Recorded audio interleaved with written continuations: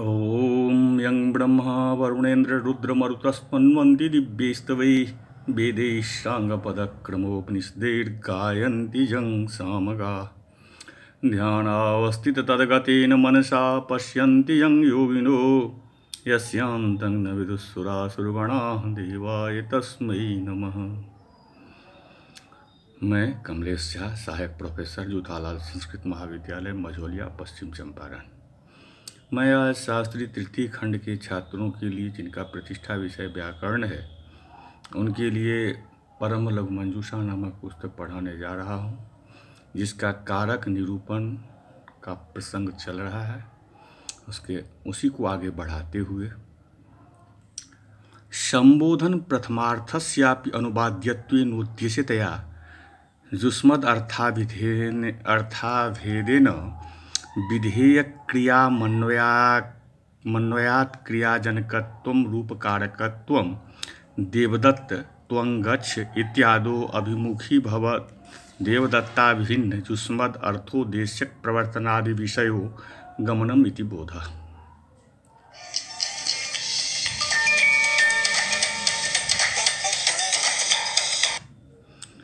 इसकी व्याख्या करते हुए कहना है कि संबोधन निमित्तक प्रथमा विभक्ति कारकतां निरूपयति संबोधनेत्यादिना। संबोधन प्रथमार्थस्य प्रातिपदिकार्थ लिंग परिमाण वचन मात्रे प्रथम इत्यनुवृत्य संबोधने च इति विहित संबोधन निमित्त प्रथमा विभक्तेरर्थस्य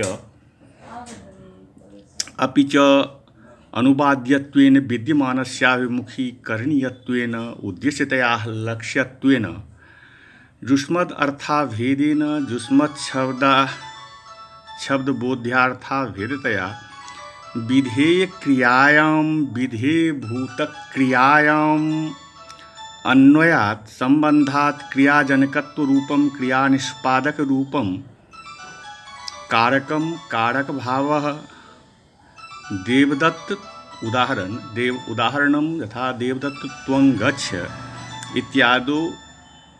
इत्यादि वाक्ये अभिमुखी भवत् देवदत्ताभिन्न जुष्मद् अर्थोद्देश्यक प्रवर्तनादि विषयः अभिमुखी भवन सम्मुखी भवन जो देवदत्तास्तस्माद् भिन्नो जो जुष्मद् अर्थः स एव उद्देश्यं यस्यास्तादृशो या प्रवर्तना तदादिर्विषयः गमनं व्यापारः इति बोधः शाब्दबोध इति बोधः शाब्दबोध इति अयं भावः संबोधने च इति सूत्रानुसारेण प्रातिपदिकार्थयुक्त संबोधनमपि प्रथमार्थः। तत्र क्रियोत्पादकत्वात् कथं तस्य कारकत्वम् इति विषयः यत्रोच्यते संबोधनस्याभिप्रायो हि अनभिमुखस्याभिमुखीकरणमेव। संबोधनस्याभिप्रायो हि अनभिमुखस्य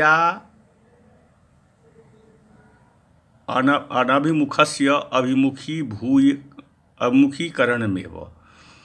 फलञ्च कार्ये प्रवृत्तिस्तस्माद् निर्वृत्तिर्वा संबोधनस्यानुवाद्यता कथिता अनुवाद्यत्वं हि प्रथमतो विद्यमानस्य सिद्धस्य वा वक्त्राभिमुखीकरणमेव। हरिः अपि आह सिद्ध्यस्याभिमुखी भावमात्रं संबोधनं विदुः प्राप्ताभिमुख्यो हि अर्थात्मा क्रियासु विनियुज्यते इति। यथा हि संख्यायाः प्रकृत्यर्थे नान्वयस्तथैव अनुवाद्य संबोधन विभक्तिर्जुष्मत् शब्दार्थे नाश्रयता संबंधेनाभेद रूपेणान्वयः वक्तुः प्रेरणायाः उद्देश्यं प्रकृत्यर्थम् एवात् उद्देश्यता संबंधेन प्रकृत्यर्थस्य प्रेरणायाम् अन्वयः देवदत्त त्वं गच्छ इत्यत्र प्रथमं देवदत्तस्य त्वं पदेन सहभेद संबन्धान्वयः ततश्च देवदत्ताभिन्नजुष्मच्छब्दरूपभूतस्य त्वम्पदस्य गमनविषयकप्रेरणायाम् अन्वयः। ततश्च देवदत्ताभिन्नजुष्मच्छब्दोद्देश्यकप्रेरणायाः स्वविषयीभूतगमनक्रियायाम् अन्वयः। अतः परम्परा क्रियायाम् अन्वयात् तत्रापि क्रियाजनकता रूपकारणता अस्तीति संबोधन प्रथमायाः अपि कारकत्वम् इति। अर्थात संबोधन अर्थ में जो प्रथमा विभक्ति होती है उसका भी अनुवाद विषयता के कारण उद्देश्य होने से जुष्मत शब्द के अर्थ से अभेद संबंध से विधेय क्रिया में अन्वय होने से उसमें भी क्रिया निष्पादकत्व रूप कारकत्व है। उदाहरण देवदत्त त्वं गच्छ, देवदत्त तुम जाओ इत्यादि में अभिमुख होते हुए देवदत्त से अभिन्न जुष्मत शब्द के अर्थ है। जुष्मत शब्द का अर्थ है उद्देश्य, जिसमें ऐसी प्रवर्तना आदि का विषय गमन व्यापार है, ऐसा बोध होता है। अतएव आश्रयो अवधिरुद्देश्य संबंध शक्तिरेव च यथा यथम विभक्त्यर्था सुपं कर्मेति भाष्यतः।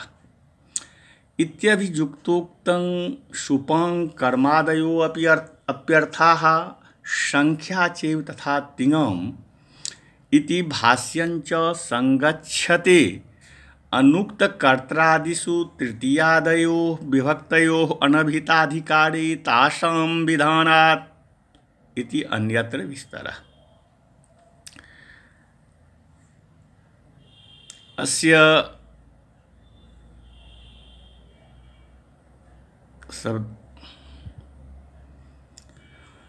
प्रथमार्थस्य कारकत्वे प्रमाणम् उपास्थापयति अति इत्यादिनः। अतः हि प्रथमा विभक्तेरपि क्रियानिष्पादकत्वं तस्मात् एव हि कारिकामनुवदति आश्रयः इत्यादिना। आश्रयः अवधिः, उद्देश्यः, संबन्धः वा शक्तिः एव यथायथं विभक्त्यर्थाः सुपं कर्मेति भाष्यतः इत्यन्वयः। आश्रयः कर्तृप्रातिपदिक संबोधनार्थ बोधिका प्रथमा विभक्ति, कर्मबोधिका द्वितीया विभक्ति, कर्तृकरण बोधिका तृतीया, अधिकरण बोधिका सप्तमी चेत्येतासां विभक्तीनाम् आश्रयो अर्थः। अवधि आपादान बोधक पंचमी विभक्तेरवध्यर्थः। उद्देश्यः संप्रदान बोधक चतुर्थी विभक्तिरुद्देश्यो अर्थः। शेषार्थक षष्ठ्या उपपद विभक्तीनां च संबंधो अर्थः। वा इति विकल्पे शक्तिः आश्रयत्वम् अवधित्वम् उद्देश्यत्वं संबंधत्वं चेति एवं ही यथायथं प्रथमादि विभक्ति बोध्यकर्त्रादीनां स्वस्वसामर्थ्यानुसारेण विभक्त्यर्थाः विभक्ति बोध्यार्थाः सुपं शुभादि प्रत्ययानां कर्म कर्मादयो अप्यर्थाः इति इत्थं भाष्यतः भाष्यवचनात् सिद्धयति इति अभियुक्तोक्तं शिष्टोक्तं सुपं कर्मेत्यादि भाष्यवचनमनुवदति। सुपं इत्यादिना सुपं कर्मादयः अर्थाः संख्यया अपि तथा तिङां च इति अन्वयः। सुपं शुभादि प्रत्ययानां कर्मादयः कर्म कर्तृकरण प्रभृति कारकाणि अर्थाः संख्या एकत्वादि अपि च अर्थाः इति तथा तथैव तिङां तिवादि विभक्तीनां च अपि कारकाणि संख्या चेति। किन्तु कारकेषु कर्तृकर्मणोरेव तिङर्थत्वं तिङतयोरेवाभिधानादिति इत्थम् इति इत्थं भाष्यं भाष्यवचनं संगच्छते सुसंगतं भवतीति। यदि हि प्रातिपदिकार्थ संबोधन निमित्तक प्रथमार्थस्य नैव कारणता स्वीक्रियते तदुपर्युक्त वचनं निरर्थकमेव स्यादिति उक्ते कर्तरिकर्मणि च प्रथमैव किन्तु अनुक्तकर्त्रादिषु यत्र कर्ता कर्म वा तिङादिना न विधीयते तत्र तृतीयादयः यथा यथं कर्तरि तृतीया कर्मणि द्वितीया विभक्तयः शुवादि विभक्तयः भवन्ति तासां तत्तद्विभक्तीनाम् अनभिहिताधिकारे अनभिहिते इति सूत्रम् अधिकृत्य विधानात् व्यवस्थातः इति अन्यत्र ग्रंथान्तरे विस्तरः स्वप्रपंच निरूपणम् इति अयं भावः यदि नाम प्रथमा विभक्तेः क्रियानिष्पादकत्वं नैव स्वीक्रियते तदा आश्रयाबुद्ध्युद्देश्य सम्बन्धाः यथा योग्यं विभक्त्यर्थाः यत्र प्रथमा द्वितीया तृतीया सप्तमीनाम् आश्रयोऽर्थः पंचम्याः अवधिरर्थः चतुर्थ्याः उद्देश्यः षष्ठ्याः सम्बन्धोऽर्थः आश्रयत्वादिशक्तिरेव वा सुपं कर्मेत्यादि भाष्यवचनादिति शिष्टोक्तं सुपं कर्मादयः संख्या च तथैव तिङम् अपि अर्थाः इति भाष्यवचनमपि व्यर्थं स्यात्। यत्र कर्त्रादीनाम् अनुक्तत्वं तिङादिभिस्तत्र तृतीयादयो विभक्तयोः भवन्ति तासाम् अनभिहिताधिकारे एव विधानात् इति।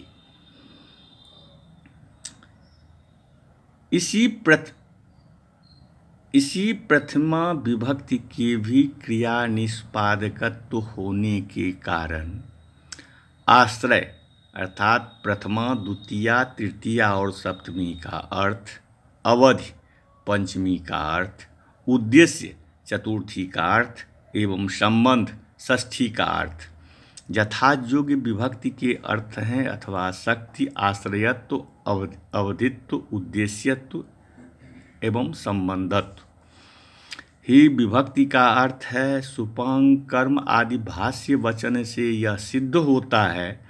ऐसा अभियुक्त शिष्ट व्यक्ति का कथन एवं सुवादि के कर्म आदि एवं संख्या अर्थ है और उसी तरह तिंग के भी ऐसा भाष्य भी सुसंगत होता है। कर्ता आदि के तिंग आदि के द्वारा अनुक्त होने पर तृतीया आदि विभक्तियां होती है क्योंकि उनका अनभिहित अधिकार में विधान किया गया है। यह सब दूसरे ग्रंथों में विस्तार से कहा गया है।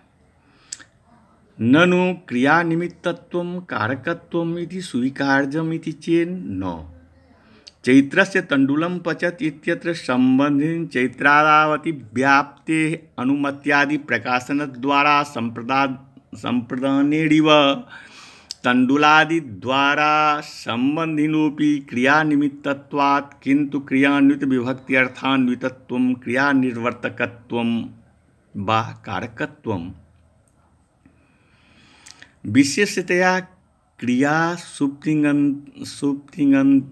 सुप्तिङन्यतर विभक्त्यर्थे अन्वेति स्वच विशेषतैव चैत्रघटादौ षष्ठ्यर्थस्य तण्डुलादिनामार्थान्विततया क्रियान्वितत्वात् अतएव षष्ठ्यर्थस्योपपदविभक्त्यर्थस्य च कारकत्वं क्रियान्वयाभावादिति शाब्दिकाः उपपदविभक्तीनामपि सम्बन्ध एवार्थः चैत्रस्य पचति इत्यादावपि तण्डुलादि पदाध्याहारेणैव बोधः षष्ठ्यर्थ संबंधस्य नामार्थे नैव क्रियायाः कर्मत्वादि नैव साकांक्षत्वेन संबंधक्रियायोर निराकांक्षत्वात्। इसकी व्याख्या करते हुए अस्य कारिकायाम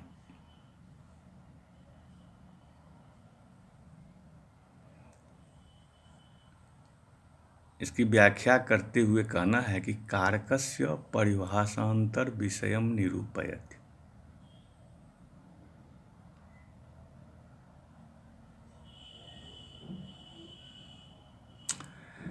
ननु इत्यादिना ननु इति प्रश्ने क्रियानिमित्तत्वं क्रियायाः निमित्तत्वं कारणत्वं कारकत्वं यद्धि क्रियायाः कारणं तदेव कारकम् इति इत्थं स्वीकार्यं मन्तव्यम् इति इत्थं कथ्यते चेत् न तन्नैवोपयुक्तम्।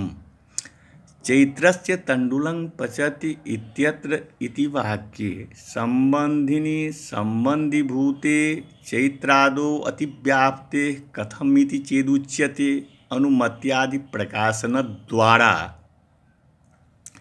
स्वीकृति संसूचनहारेण संप्रदानादेः इव यथा तण्डुलादिद्वारा तण्डुलद्वारेण संबंधिनः संबंधीभूत चैत्रस्य क्रियानिमित्तत्वात्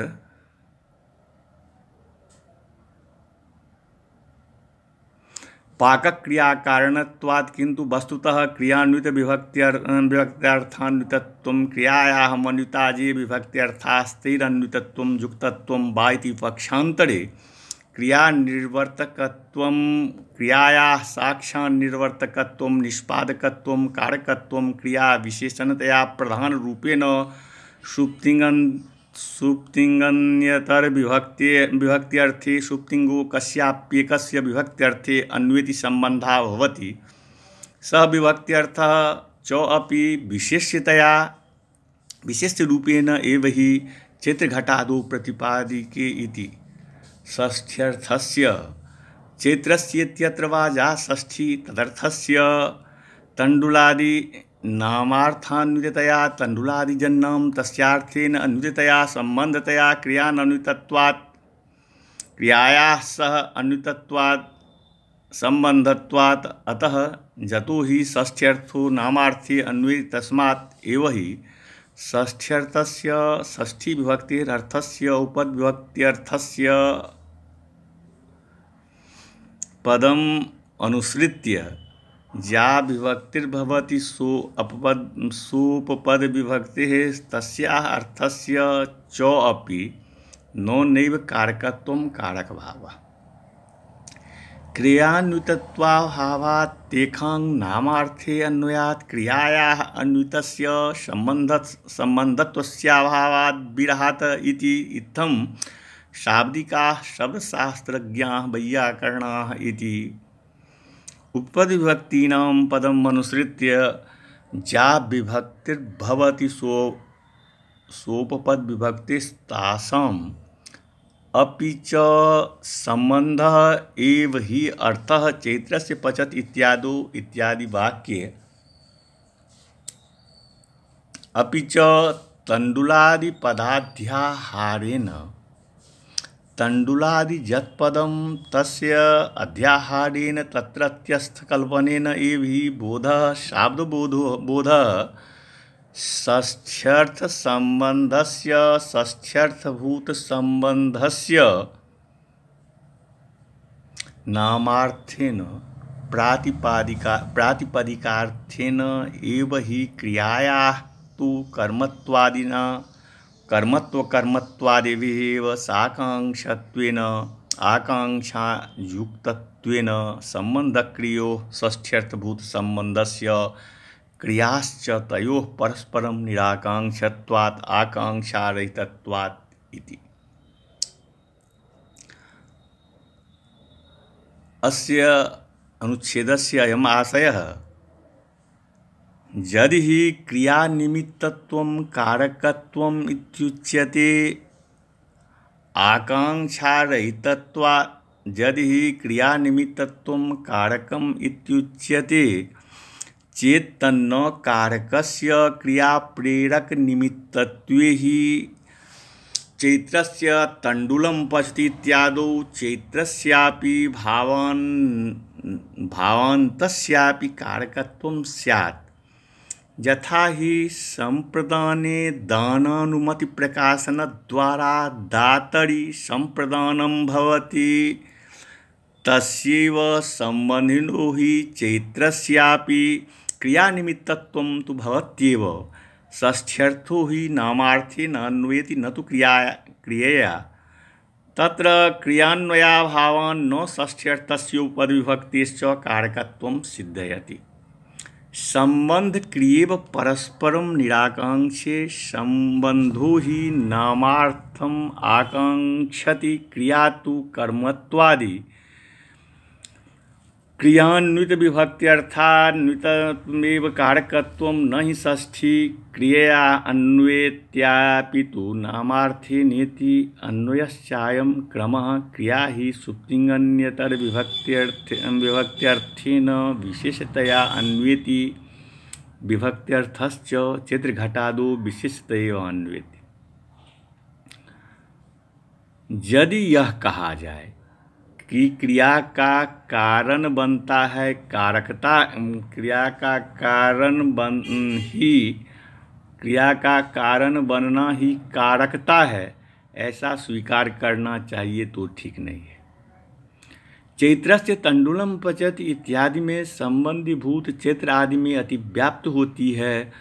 अनुमति आदि प्रकाशन के द्वारा संप्रदान की तरह तण्डुल आदि द्वारा संबंधी का भी क्रिया का निमित्तत्व अर्थात कारणत्व तो बन जाता है, किंतु क्रिया से अन्वित होने वाली विभक्ति के अर्थ से अन्वित होना अथवा क्रिया का निवर्तक अर्थात निष्पादक होना कारकता है।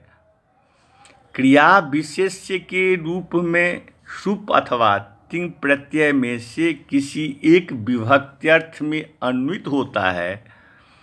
यह षष्ठ्यर्थ भी विशेष्य के रूप में चैत्र घट आदि में अन्वित होता है। षष्ठी के अर्थ का तण्डुल आदि नामार्थ के साथ अन्वय होने से क्रिया से अन्वय नहीं हो सकता। इसी कारण जो षष्ठी का अर्थ है, षष्ठी विभक्ति का अर्थ है, उसका और उपपद विभक्ति के अर्थ का भी क्रिया के साथ अन्वय न हो पाने से कारकत्व नहीं होता।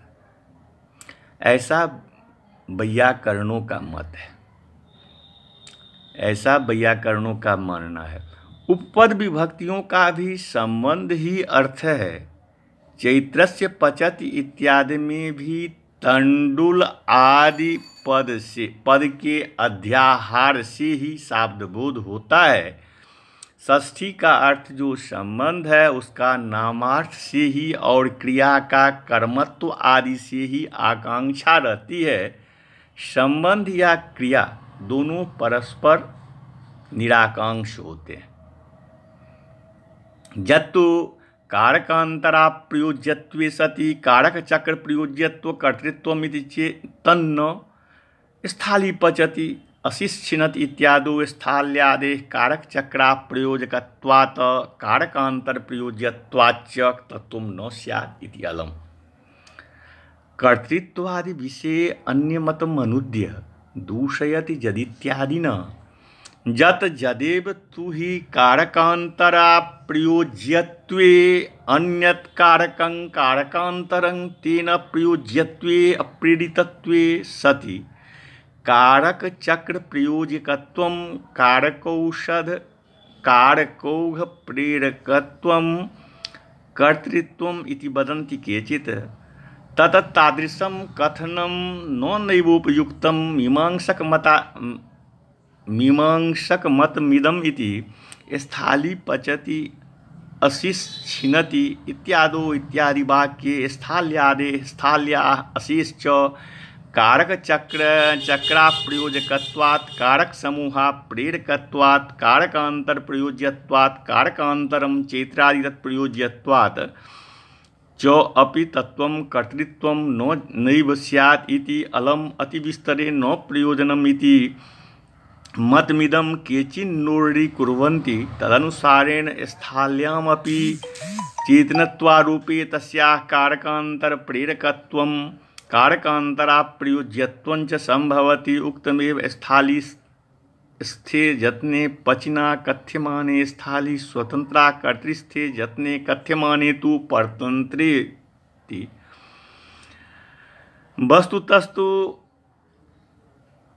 अचेतने चेतनत्वारूपेऽपि अचेतनस्य प्रयोजकस्तु चेतन पदार्थ इति स्थाली पचत इत्यत्र स्थालीस्थे यत्ने पचिना कथ्यमानेऽपि हि स्थाली देवदत्तादि प्रेरणां विना पक्तुं प्रभवति तस्याः कारकांतर प्रयोजकत्वं तु नैव प्रतिकर्तुं शक्यते इति। अर्थात जो कि दूसरे के कारक के द्वारा अप्रयोज्य अर्थात प्रयोजन प्रेरित न होना होकर कारक समूह का प्रेरक होना ही कर्तृभाव है। अर्थात जो दूसरे कारक के द्वारा प्रेरित नहीं है और स्वयं दूसरे कारकों का प्रयोजक है वह करता है, ऐसा कहा जाता है, वह ठीक नहीं है। स्थाली पचति अशिष्छिनति इत्यादि में स्थाली आदि का कारक चक्र के प्रयोजक न होने से दूसरे कारक चैत्र आदि से प्रयोज्य होने से भी कर्तृत्व नहीं होगा। इतना ही, यहाँ इतना ही। इस प्रकार से आज के पाठ को यही विराम दिया जाता है।